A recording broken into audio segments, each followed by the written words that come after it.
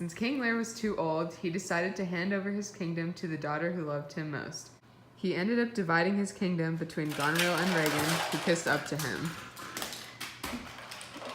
He gave nothing to Cordelia, who loves him most, but would not tell him how much she loved him in order to receive a portion of the kingdom.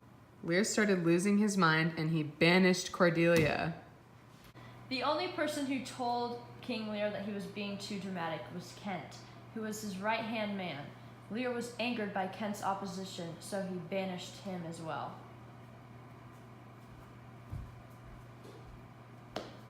Meanwhile, one of Lear's homies named Gloucester got himself a love child named Edmund, who is mad that he is looked down upon because he is a bastard. So he takes it out on Gloucester's legit son, Edgar. He tricks Gloucester into thinking that Edgar trying to kill him. Gloucester falls for the prank like, oh heck, not in my house. Edgar disguises himself as a poor dude and hits the streets.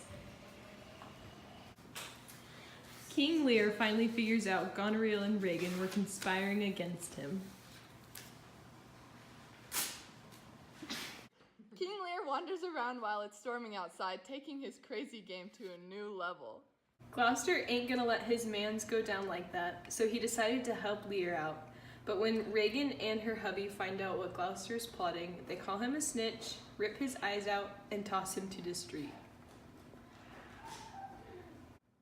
Dressed like a hobo, Edgar helps out his now blind father. And he isn't the only one looking out for their old man. Cordelia is going to lead her French army to save her dad.